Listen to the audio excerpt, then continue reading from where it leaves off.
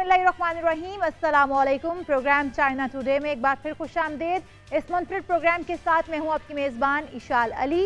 नाज़रीन, अमूमन हम इस प्रोग्राम में चाइना की खबरों और टेक्नोलॉजी के मैदान में होने वाली पेशरफ्त को शामिल करते हैं, लेकिन आज का प्रोग्राम कुछ खास है।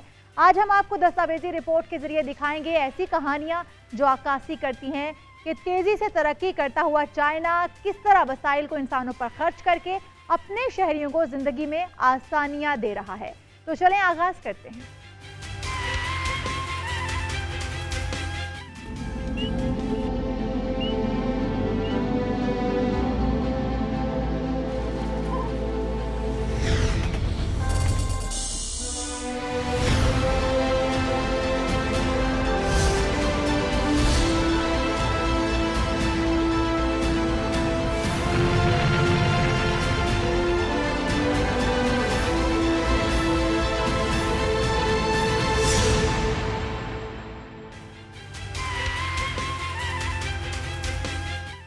इस कुराए अरज़ पर हर कोई ये चाहता है कि वो खुशहाल और सेहतमंद रहे।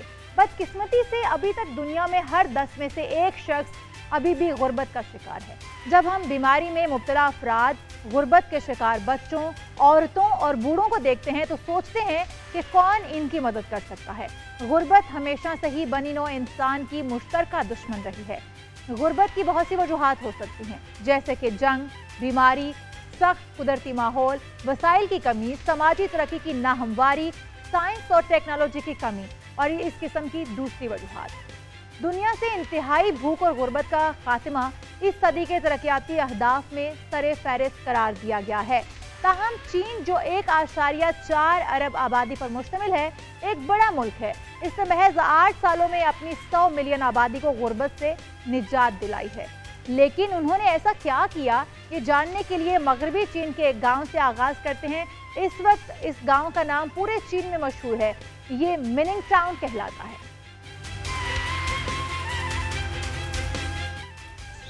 ये मनंग है, मगरबी चीन के सहराई गोबी में एक कस्बा।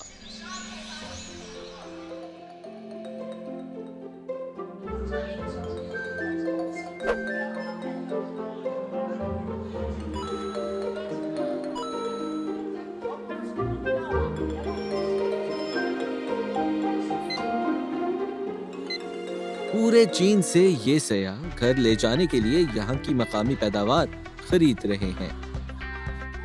ये तो बिल्कुल वही मशरूम है। कुछ लोग ऐसे भी हैं जो उनके तजुर्बात से सीखने और टेक्नोलॉजी का मुतालिया करने के लिए आते हैं। ये लियू चांगफू है, एक मकामी देहाती। जहाँ तक काशशुदा मशरूम का ताल्लुक है, ये आम लोगों के लिए सीखने, समझने और पौधा लगाने तक मुकम्मल तौर पर आसान तरीका है।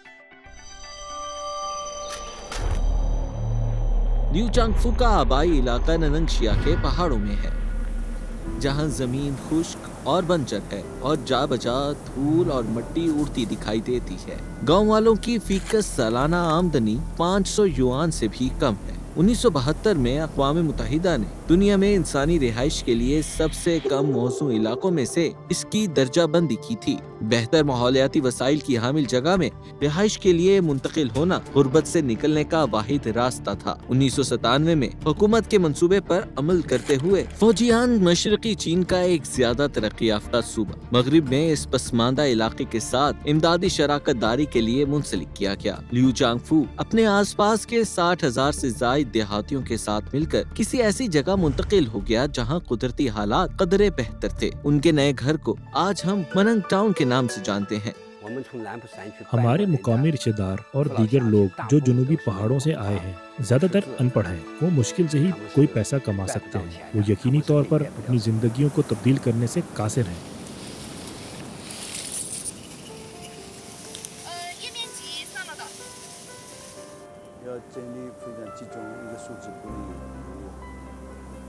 फौजियान एग्रीकल्चर एंड फॉरेस्ट्री यूनिवर्सिटी के प्रोफेसर लेन यांगशी ने लियू चांगफो और उनके 60,000 से ज्यादा साथियों की जिंदगियां बदल कर रख दी हैं। इस वक्त तक उन्होंने कई दहाइयों तक जनकाऊ टेक्नोलॉजी पर तहकीक कर रखी थी, जो निस्बतन कामयाबी के करीब थी। खासतौर पर सहराए गोबी में, जहां फसलों की कामयाब काश्त के लिए माहौल इतना मुवाफिक नहीं, ये बेहतरीन तौर पर काश्त हो सकती है। वो यहाँ पर ये तकनीक मुतारिफ करवाना चाहता था।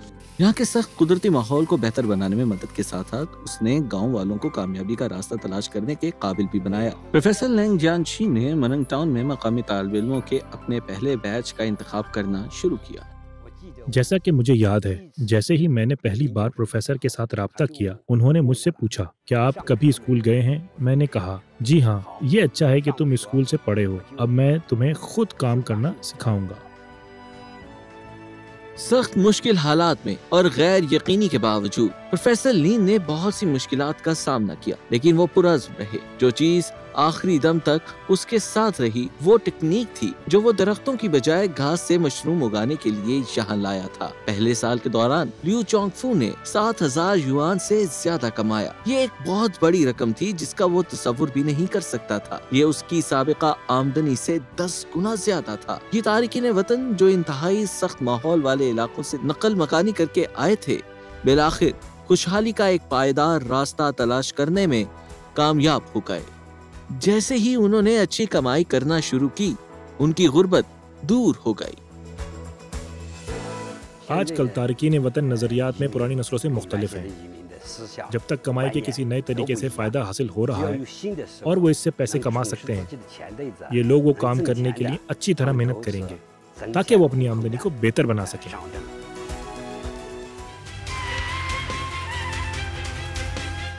ये वाकई ही एक स्मार्ट नुक्ता नज़र है। हैरत अंगेज तौर पर घास से मशरूम उगाने के टेक्नोलॉजी को पपुआ न्यू गिनी में कामयाबी के साथ लागू किया गया है। ये जनूबी बहरुल काहल में एक जजीरा नुमा मुल्क है। वहाँ के लोगों का मानना है कि इस किस्म की घास अनाज उगाने की बजाय उन्हें एक अच्छी जिंदगी गुजारने के काबिल बनाती है, जिसकी वो तमन्ना किया करते थे।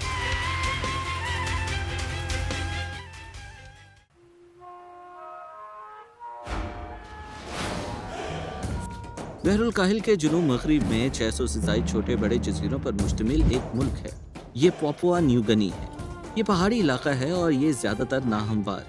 इसकी कुल जमीन का 5% से भी कम काबिल काश्त होने की वजह से ये दुनिया के कम तरक्की याफ्ता ममालिक में से एक है। मशरकी हॉलैंड सूबे में लोग खुशी खुशी अपनी मेहनत के फल हासिल कर रहे हैं, जिसे वो चाइना ग्रास जनकाओ कहते हैं। 2000 में उन्होंने फौजियान चीन से ये घास मुतारिफ करवाई। मशरूम की काश्त के लिए ये घास बुनियादी जुज़्व है। गैर पेचीदा ऑपरेशनल तरीक़ाकार के साथ ये अमल बहुत आसान है। ये जल्दी और आसानी से सीखा जा सकता है।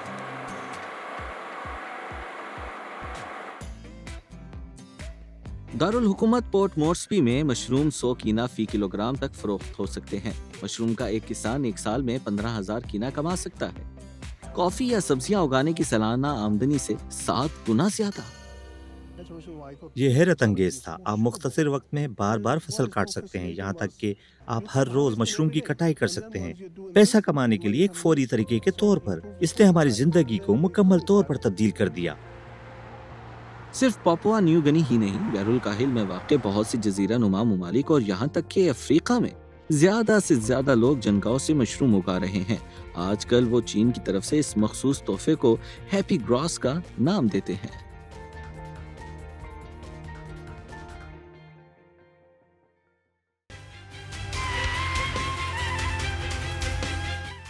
कहानी सादा लेकिन शानदार है।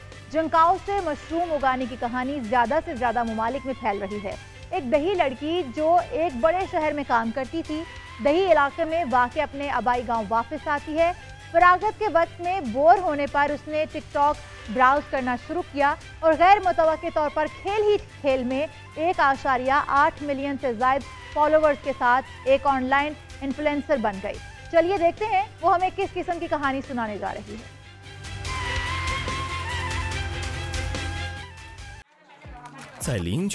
लिंक्वान काउंटी में सेंट्रल प्लेन्स रेंज नामी एक लाइव कमरे में एक लाइव स्ट्रीम शुरू होने वाली है। वो शोंग यू यू है।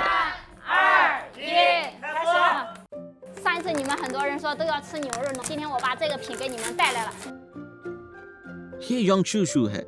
आज की लाइव स्ट्रीमिंग का हम योंग यू इस काम को बखूबी जानती है। लाइव स्ट्रीम से 4,73,363 युआन की सेल हुई।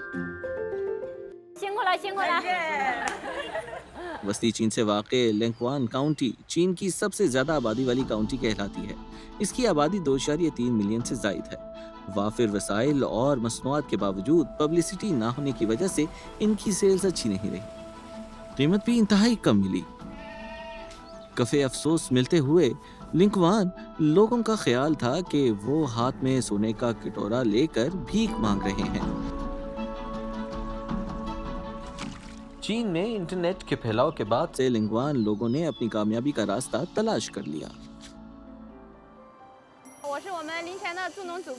मैं दजिंग जिंग हूँ, लिंगवान से ताल्लुक रखने वाले किसानों का मददगार, एक लाइव स्ट्रीमर। हमारी फैमिली के पपीते के दरख्त 10 साल पहले लगाए गए थे। आज हम आपको जो मुतारिफ करवा रहे हैं वो हमारा बेबी कद्दू है। गो हुएलिंग लिंगवान काउंटी में भी एक ई कॉमर्स स्ट्रीमर थी। लाइव स्ट्रीमिंग का तजुर्बा रखती थी और उनकी बड़ी तादाद में मकामी फॉलोअरशिप भी थी। अब जबकि इंटरनेट हर गांव तक पहुंच रहा है, हर कोई लाइव स्ट्रीम कर सकता है। देही नई मौत से लेकर बुजुर्ग मर्दों और औरतों तक हर कोई अपने मोबाइल फोन लेकर खेतों में जा सकता है और वहां से हमारी कुछ ज़रूरी मसनूआत फरोख्त कर सकता है। अब तक गोहिलिंग का एक नया टाइटल है, ई कॉमर्स ट्रेनर गोहिलिंग।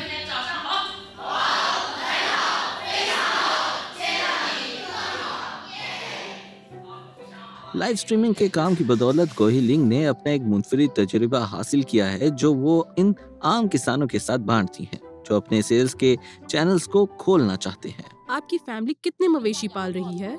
300 से ज्यादा। अगली बार अगर आप टिकटॉक के लिए साइन अप करते हैं तो मैं आपके लिए एक नाम तजवीज कर सकती हूँ, ब्रो बियर्डी। जब लोग आपकी पुरकशिश दाढ़ी देखेंगे तो वो आपके बारे में सोचेंगे। आइए भाई बियर्डी के लिए तालियां बजाएं। खुशामदीद।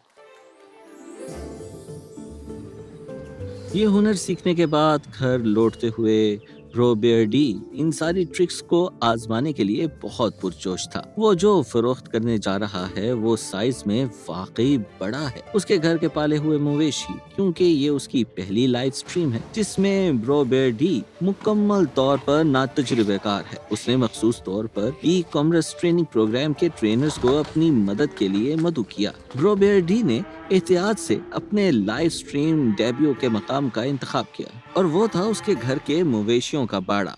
3, 2, 1 एक्शन।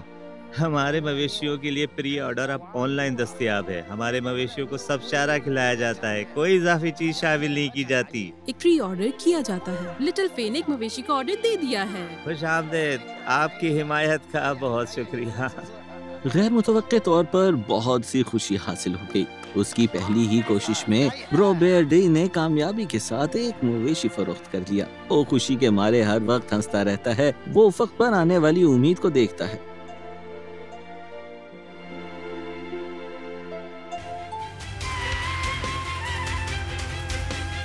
अचानक ही बहुत सी खुशी हासिल हो गई। पहली ही कोशिश में ब्रो बियर्ड ने कामयाबी के साथ एक मवेशी फरोख्त कर लिया। चीन के तेज रफ्तार और मौसर इंटरनेट ने दूर दराज के छोटे देहातों को, जिन्हें पहले कोई नहीं जानता था, उन्हें बैरूनी दुनिया से करीब कर दिया है। इस तरह उनके लिए दुनिया अचानक सिमट कर छोटी हो गई है। 2021 में चीन की live streaming e commerce marketing का हुजम 1 ट्रिलियन युआन से ज्यादा हो चुका है। नई टेक्नोलॉजी एक बड़ा मौजज़ा दिखाई दे रही है। गांव की रिवायती दस्तकारी में भी मौसम बहार का आगाज है। पहाड़ों में रहने वाली म्याऊं खवातीन कढ़ाई को एक छोटी सी सुई से कामयाबी की अपनी एक कहानी तख्लीक कर रही हैं। कौन इस पर यकीन कर सकता है, लेकिन ये हकीकत है।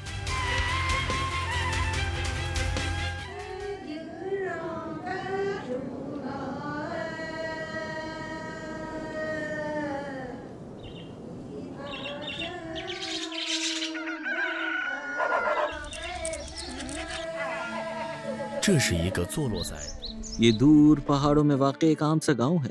चीन में इस तरह के बहुत से गांव हैं। पहाड़ बैरूनी दुनिया से उनके राब्ते में बड़ी रुकावट है।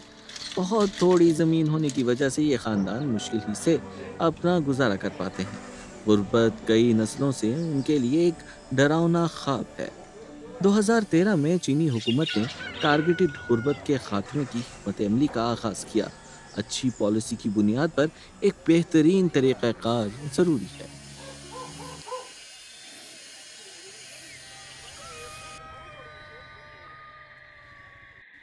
शी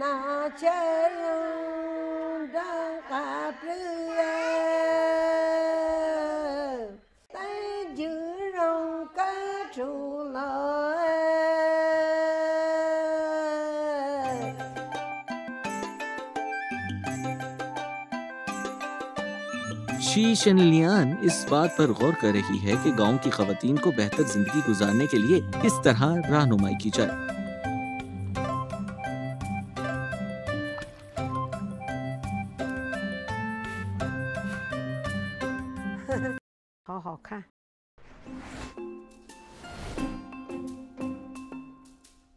खवातीन के हाथों में दस्तकारी का काम देखकर शी शेनलिन खिल उठी हैं। मियाओ गांव में जब मियाओ लड़कियां जवान होती हैं तो वो खेल खेल में इस खानदानी हुनर को सीखने के लिए अपने बुजुर्गों की पैरवी करती हैं। शी शेनलिन जानती हैं कि मियाओ कढ़ाई जो गांव के अंदर तकरीबन बेकार है, लेकिन पहाड़ों से बाहर उसे अच्छी कीमत पर बेचा जा सकता है। बाहर के लोग उसे महज कढ़ाई के कपड़े से ज्यादा एक मुनफरिद रवायती सकाफत के तौर पर खरीदेंगे। मैं अपने गाँव में मियाओ कशीदाकारी कोऑपरेटिव कायम करना चाहती हूँ।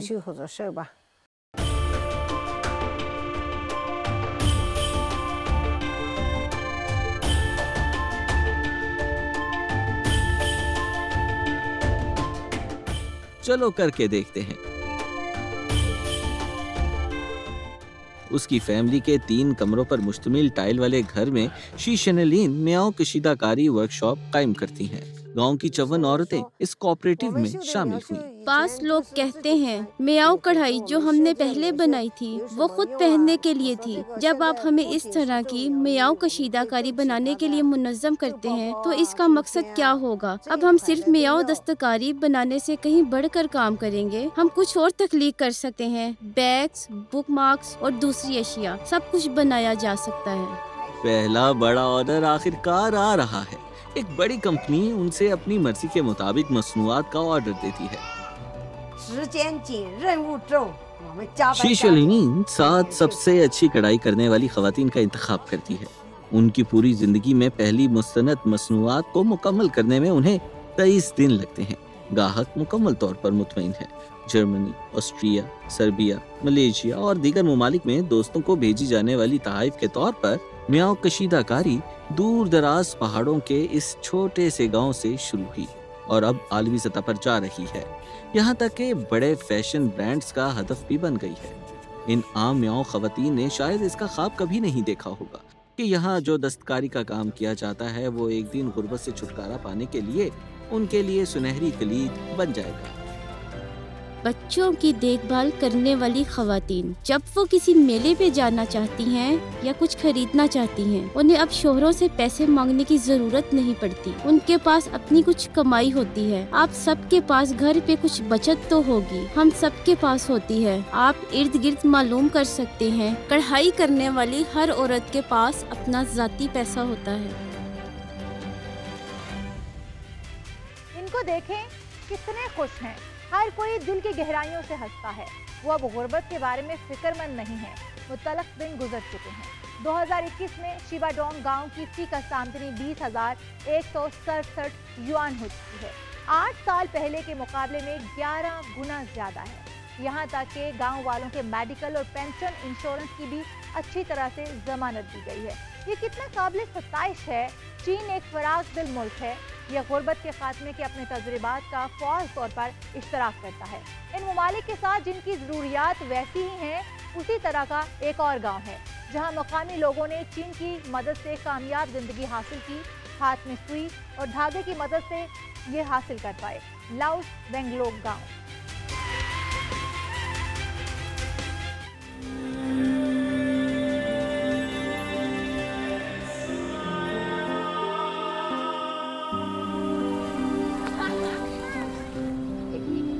इससे पहले घर में बिजली और पानी की फराहमी नहीं थी। चीन की मदद से गांव बढ़ा और बेहतर हो गया है। स्ट्रीट लाइट्स नस्ब होने की वजह से कहीं भी जाना आसान है। घरों में पानी मैसर है। अब नहाने के लिए दरिया में जाने की जरूरत नहीं। ये बहुत आसान और बहुत अच्छा है। हम बहुत खुश हैं।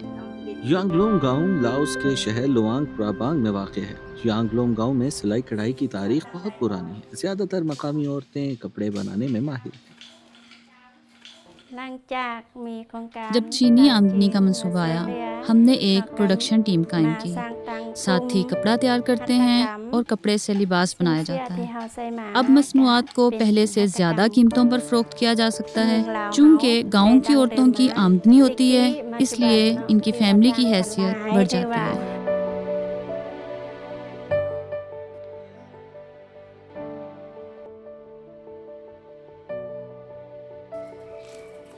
लोंग पेशोन सूबा लोंग प्रबांग में गुर्बत के खात्मे के लिए काम करने वाले एक एहलकार, वो खुद यांग लोंग गांव में इन नाकाबिल यकीन तब्दीलियों का मुशाहिदा करते हैं। कुछ अर्सा पहले जेंगलोंग गांव इंतहाई गरीब था।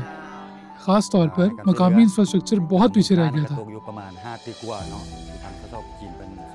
चीन की जानिब से हमें दी जाने वाली मजबूरी इमदाद 5 अरब खप से ज्यादा है। जांगलुंग विलेज और चीन के गवांस्की में वाक़िया दजाई विलेज गुर्बत के खात्मे के लिए दोस्ताना देहातों का जोड़ा बन चुके हैं। जब से इमदाद का मंसूबा यहाँ आया है, माहिरीन की रहनुमाई ने इन्हें ज़रूरी पैदावार के लिए पौधे लगाने के काबिल बनाया है। अब तक तमाम गरीब खानदानों को गुर्बत से निकाला जा चुका है। अब ज़ियांगलुंग के देहाती भी अपनी पैदावार को फरोख्त करने के लिए इंटरनेट के जरिए दुनिया भर के खरीदारों से राब्ता कर सकते हैं। वो इस तरह की जिंदगी के बारे में पहले कभी नहीं सोच सकते थे।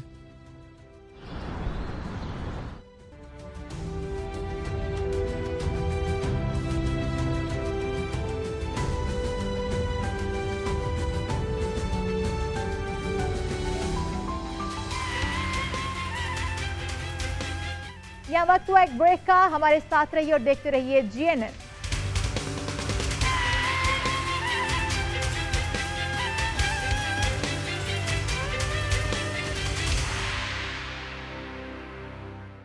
Welcome back. गुर्बत के खात्मे में चीन के तजुर्बे को लाओस में अमली जामा पहनाया गया है। लाओ के नायब वज़ीर आज़म का ख्याल है कि चीन की गुर्बत के खात्मे की कोशिशों में कुछ जदीद तरीकों से लाओस को अपने तौर पर गुर्बत के खात्मे के लिए नए आइडियाज़ मिले हैं। हम अक्सर ये कहानी बार बार सुनते हैं कि बीमारी की वजह से एक ख़ानदान की सारी जमा पूंजी ज़ाया हो गई, यहाँ तक कि उस पर कर्ज भी चढ़ गया और वो ख़ानदान इस तरह गुर्बत में डूब गया जिससे बाहर निकलने का कोई रास्ता नहीं। ऐसे में क्या किया जाए?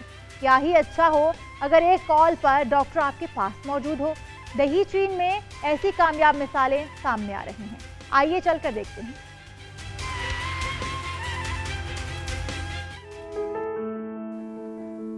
ब्लड प्रेशर थोड़ा ज्यादा है। ये अब भी ज्यादा है? जी थोड़ा ज्यादा है। कोई और तकलीफ दे एहसास? मेरे बहुत सारी खुराकें पीने के बाद ये अब भी ज्यादा है। इस दवा को वैसे बंद नहीं किया जा सकता। ये इतना आसान नहीं है कि इसे पीने के चंद माह बाद ही इसका मुकम्मल इलाज हो जाए। नमक कम खाएं, चर्बी वाला गोश्त कम खाएं और नमकीन गोश्त भी। फूली जिम्बा काउंटी के जियो जिम्बा गांव की डॉक्टर है। वो गांव के 2000 से ज्यादा बाशिंदों की फैमिली डॉक्टर है। गांव में ऐसे 72 कुंबे उनके अहम मरीज हैं जिनकी गुर्बत दूर की जा रही है।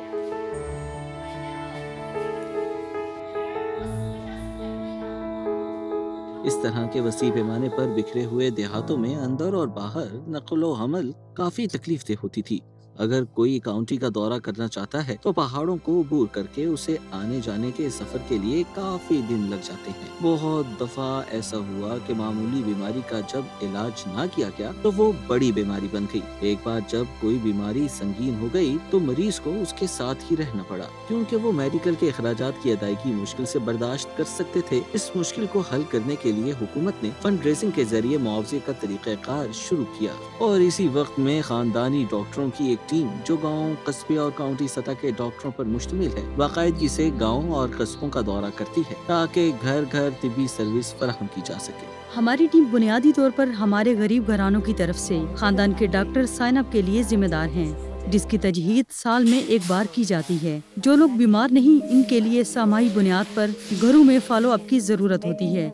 पहले लोग थोड़ा सा हिचकिचाते थे। सेहत के जरिए गुर्बत के खात्मे की सालों की मेहनत की बदौलत अब हम वाकई मकबूल हैं और अवाम हमें तस्लीम करते हैं। ये काबिल तारीफ है और लोग महसूस करते हैं कि खानदान के डॉक्टर होना कितना फायदेमंद है। ली जोशान का खानदान फॉली के जरिए तिब्बी मुआहिदे वाले खानदानों में से एक है। 2017 में ली जोशान दिल की बीमारी में मुब्तला थी। जब उसे दिल के वॉल्व की तब्दीली की सर्जरी की जरूरत थी, अस्पताल ने उन्हें 1 लाख युआन से जायद का बंदोबस्त करने को कहा। मेरे शौहर और मैं इस वक्त तक नहीं जानते थे कि क्या करना है। क्योंकि मुझे कुछ साल पहले ही घर की मुरम्मत के लिए कर्ज मिला था, जो कि अभी तक अदा नहीं हुआ, तो बीमारी ने दूसरी तरफ से हमला कर दिया।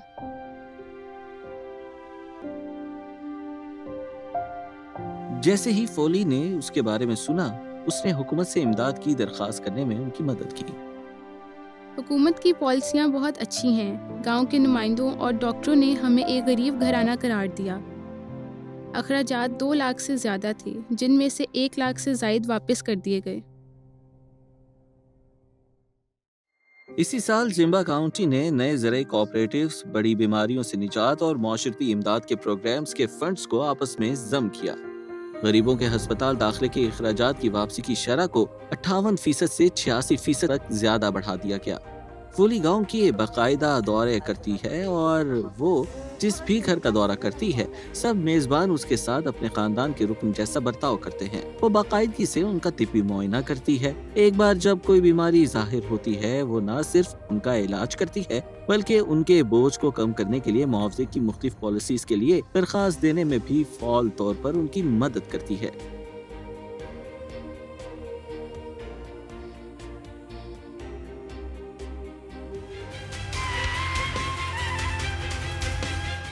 ये सच हो सकता है कि कोई भी किसी भी वक्त डॉक्टर के पास नहीं जाना चाहता, लेकिन यहाँ के गांव वाले हमेशा फौली से उनके घरों का दौरा करने की उम्मीद करते हैं।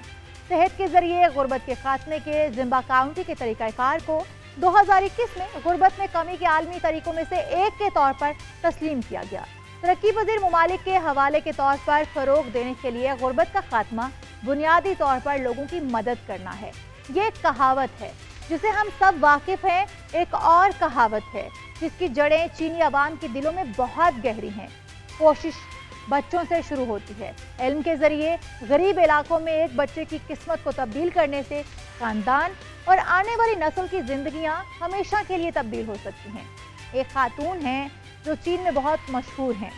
ये यांग गुइमी हैं। पिछले 10 से ज़ायद सालों से वो कामयाबी से एक मुफ्त स्कूल चला रही हैं, जिसमें गरीब घरानों से ताल्लुक़ रखने वाली लड़कियों को खसूसी तौर पर दाखिला दिया जाता है।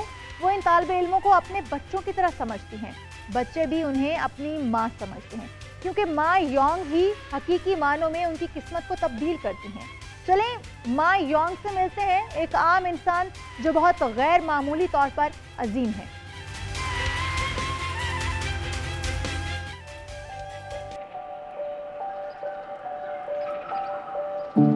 ये माँ यांग गोइमी का स्कूल है। यहाँ एक मुकद्दस जगह है। ये किसी जमाने में चीन के गरीब तरीन इलाकों में से एक था। बहुत से बच्चे बमुश्किल ही तालीम हासिल कर पाते थे। खासतौर पर वो लड़कियां अक्सर गुर्बत की वजह से जबरदस्ती स्कूल छोड़ने का शिकार हो जाती हैं। चुनाचे उनकी सारी जिंदगी पहाड़ों में डूब कर रह गई। इत्तेफाक से जब यांग गोइमी यहाँ आई, जैसे ही उसने उन लड़कियों को देखा जिनकी वजह से वो परेशान थी, उसने वहीं रहने का फैसला किया। उसने एक नया स्कूल शुरू करने का पैसा इकट्ठा करने के लिए किफायत शुआरी की जिंदगी गुजारते हुए यहाँ और वहाँ लॉबिंग की। इस स्कूल में ट्यूशन फीस वसूल नहीं की जाती। बच्चों को रिहाइश और दिन में 3 वक्त का खाना भी मुफ्त फराहम किया जाता है। वो दिन कितने सख्त और तल्ख थे, शायद वो अकेली ही इसे अच्छी तरह से जानती है। वो बच्चों को लाने के लिए घर घर गई। उसने उन्हें स्कूल ले जाने का तहिया कर रखा था। अगर इनके पास पैसे नहीं हैं तो मैं इन्हें दूंगी। हम ऐसा करेंगे, मुझे चार्ज लेने दें, मैं चार्ज संभालूंगी। मैं सबके लिए जिम्मेदार हूँ। जब एक लड़की तालीम याफ्ता होती है तो वो 3 नस्लों को तब्दील कर सकती है। मैं चाहती हूँ कि पहाड़ी बच्चे बेहतरीन स्कूलों में जाने के अहल हों। रोजमर्रा जिंदगी में वो उन तमाम लड़कियों की सबसे ज्यादा करीब माँ है, जो उनके खाने की परवाह करती है, उनकी रिहाइश का ख्याल रखती है। ताहम उनके सीखने के तजुर्बे में वो दुनिया में सबसे सख्त प्रिंसिपल माँ है। अरे 11 मिनट बाकी हैं, जल्दी करो। यांग गोइमी वक्त का भरपूर इस्तेमाल कर रही है। वो बच्चों के मुस्तकबिल की बेहतरीन जिंदगी तामीर कर रही है। इसकी कहानी ने चीन में हर किसी को मुतासिर किया। बराए करम जमाने की रोल मॉडल यांग गोइमी का खैर मकदम करें।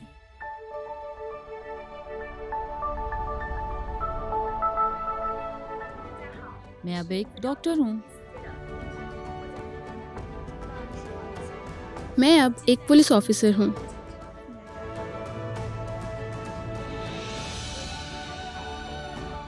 अब मैं भी आपकी तरह एक काबिल एहतराम उस्ताद हूँ।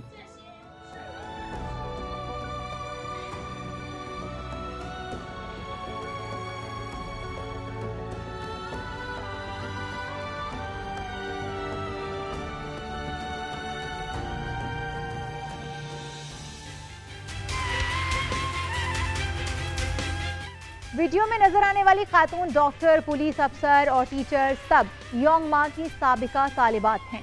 वो सब उसके बच्चे हैं। 10 साल से ज़्यादा अरसे तक उन्होंने पहाड़ों की हज़ारों लड़कियों को बेहतर ज़िंदगी गुजारने के लिए बाहर जाने में मदद की है। मुकम्मल तौर पर गुर्बत से बाहर अब ये लड़कियां अपनी तालीम से फ़ायदा उठाकर मुआशरे को उसका फ़ायदा लौटा रही हैं। और कौन सी कहानी इससे ज़्यादा दिलचस्प और मुतासिरकुन हो सकती है? यही वजह है कि सिर्फ 8 सालों में चीन ने तकरीबन 100 मिलियन गरीब आवाम को खुशगवार जिंदगी से लुत्फानंदोज होने का हदफ हासिल किया है। अक़वाम मुत्तहिदा के सेक्रेटरी जनरल ने तबसरा किया, चीन की गैर मामूली कामयाबी कौमों की पूरी बरादरी के लिए उम्मीद और हौसला अफजाई का सबब है। किसी को भी पीछे नहीं छोड़ा जा सकता। यही वो वादा है जो चीनी हुकूमत ने इस प्रोग्राम के आगाज में अवाम से मुखलिसाना तौर पर किया था। हम मुखलिसाना तौर पर चाहते हैं कि इसी तरह की कहानियाँ पूरी दुनिया में सच साबित हों। खुदा करे कि लोग अब गुर्बत का शिकार ना हो। खुदा करे कि वो तमाम लोग जो अब भी गुर्बत में जिद्दोजहद कर रहे हैं वो जिंदगी बसर करें जिसकी वो ख्वाहिश रखते हैं। चाइना टुडे से इस हफ्ते इतना ही। किसी भी खबर की मज़ीद तफसील जानने के लिए विजिट कीजिए हमारी वेबसाइट GNNHD.tv। इसके अलावा आप हमें फेसबुक और ट्विटर पर भी फॉलो कर सकते हैं। देखते रहिए GNN, क्योंकि GNN जानता है।